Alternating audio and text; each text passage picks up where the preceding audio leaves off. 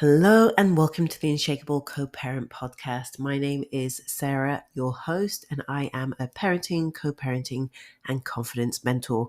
Here on the show, I talk about all things co-parenting with a controlling co-parent, high conflict co-parent, toxic, narcissistic, abusive, whatever it may be. If you have a difficult co-parenting relationship, then this is the place to be, especially if you want to rise above that and become unshakable AF. So today is a little bit of a different episode. I had a question in my monthly membership, the Unshakable Inner Circle, from one of the beautiful mamas there.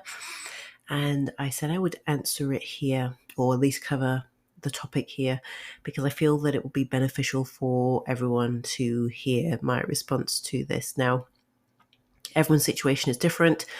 So, like with everything that I teach, take what you need and abandon the rest. If it doesn't resonate with you, that's absolutely fine. This episode may not be for you, and that's fine. But I know that if one person has this issue, there are more out there. So with that being said, grab your tea, coffee, kombucha, champagne, whatever your tipple of choice is, and let's get started.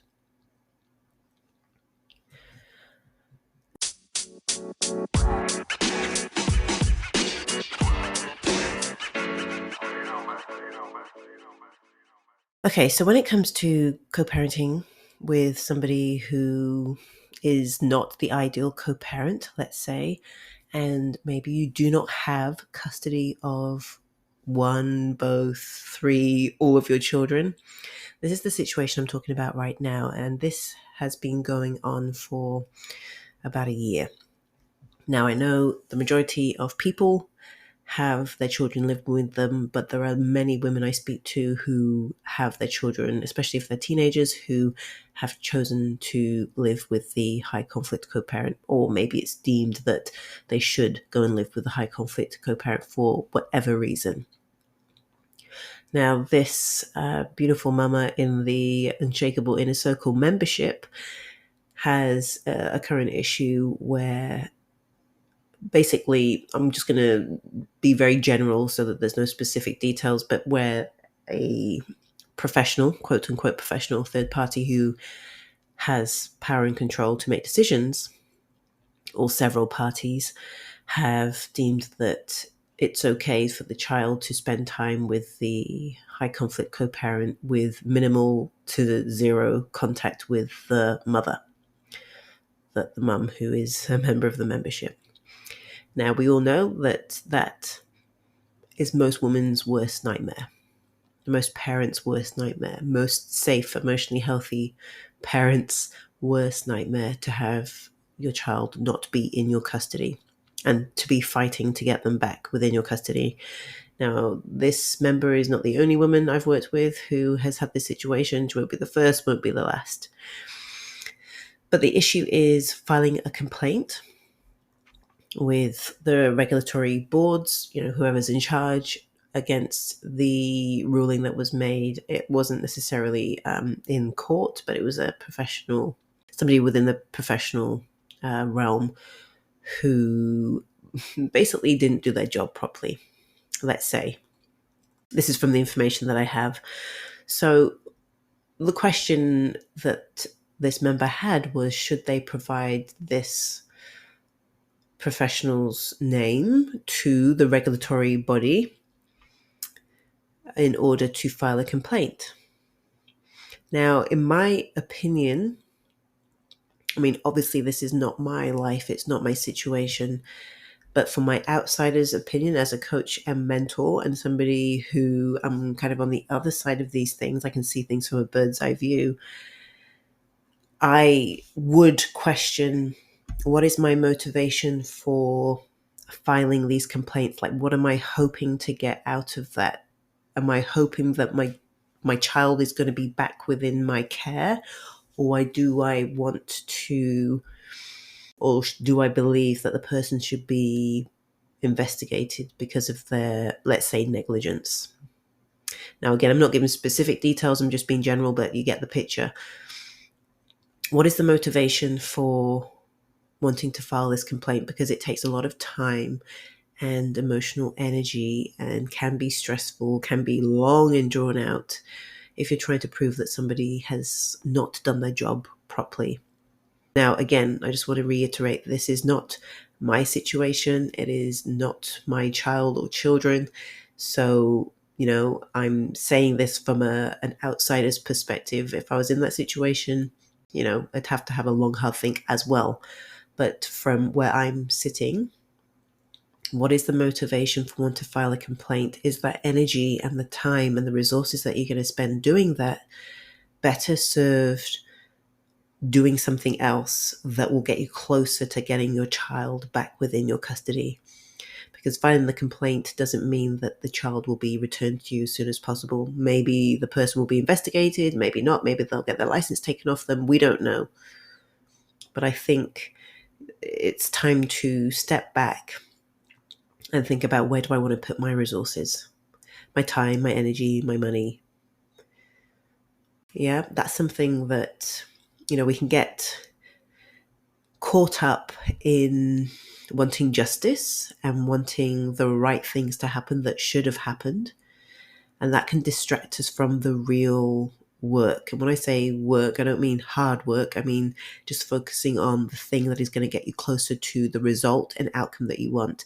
Now, unless the complaint is going to bring your child back within your custody, and there's guarantee of that, I kind of see that as two separate things happening in parallel, then I wouldn't spend the time and energy and the focus there. I would spend it on working on myself to become the woman and mother who is ready when the time comes for the child to be returned, whenever that may be, so that I am rock fucking solid in my emotions, in my reconciliation of what's happened, in my resilience, this isn't to point fingers at this woman, this member. Again, I'm not in that situation, but we need to always question, if I want this certain result or outcome, what actions do I need to take in order to make that happen? Shutting out all of the noise, all of the distractions. What do I need to do in order to get the outcome that I want? Who do I need to be in order to get the result that I want? And then that ties into, how do I feel about what happened? Because if we feel a certain way about the thoughts that we're having, maybe it's unfair, you feel injustice, you feel hard done by, you feel like, obviously this person didn't do the thing that they should have been doing or they should have done. You're going to have all kinds of negative thoughts about this situation. It's not to say you shouldn't have those negative thoughts, but those thoughts will drive your feelings. And if they're negative, they're going to drive your actions, and your actions are not going to give you the outcome that you want if you continue in that thought cycle. So I hope that's kind of making sense. The thing that needs to happen is to step back and think about, what do I want? I mean, I'm making the assumption, a big assumption, but I'm pretty sure, because we've been on a call together, I'm pretty sure she wants her child back within her custody so that she can have a relationship with her child, and the child can continue having a relationship with the extended family, because that isn't happening at the moment. So each day that passes is like a big gaping hole. So, it's common, or it's natural to think, where can I kind of reclaim some level of control? This person didn't do this thing correctly, or this person should have done their job properly. Should I provide their name to be investigated? Should I not? Now, you could focus your time and energy on that project, or you've got to think, is that the hill I want to die on? Or do I want to put all my time and energy on cultivating who I am, so that I am the woman who gets shit done in terms of the result and outcome that she wants, to have her child back within her custody? I think if, you resonate with any of this, then this is for you.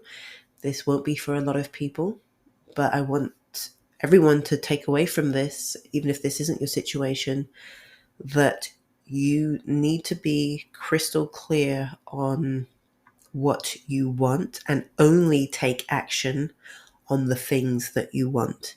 If you start taking action on other things, you're distracted, or you're putting time and energy over here, then you're not putting time and energy where it really needs to be channeled.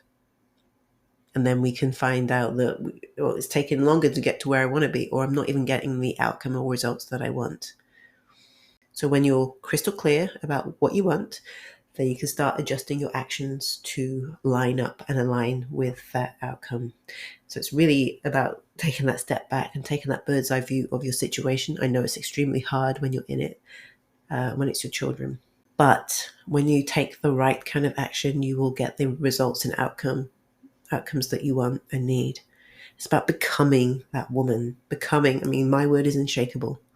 Other people have unfuckwithable. Some people have badass bitch. Some people have formidable. Some people have vibrant, whatever it may be. We can get sidetracked very easily, very quickly, and feel like we're doing something when really we're just draining our energy. And it's like a feeling of I'm doing something, I'm doing the things, I'm doing everything, whereas it's not doing of the right things that are going to get you where you want to be. So it's taking that step back, becoming your own coach, and really assessing the situation and aligning your goals with your actions, or your actions with your goals, and your feelings about the situation that you're in. Okay, so I hope that made sense. Let me know over on Instagram at Unshakable Co-Parenting if that resonated, if you want me to talk about that more, because really the question that this member had was, should I provide this professional's name? That could be the question. I'm not going to answer that because that is really down to you based on what I've shared here. Is it going to ultimately get you the outcome or result that you want? Now, if you want the person to be pulled up and investigated, and that's the ultimate result, then yes, go and do that. But I don't think it is. I think it's to have your child back with you. Anyway, I feel like I've gone on and on and on about that. Please share this with anyone who you feel would benefit from hearing these words. And of course, if you could give me a 5-star review, that would be awesome. I really want to get this podcast into the ears of the people who really need to hear it. Okay, so I'm going to round this up with focus on what you want. And it's like reverse engineering it. I know that's easier said than done. That's why people hire coaches and mentors like myself.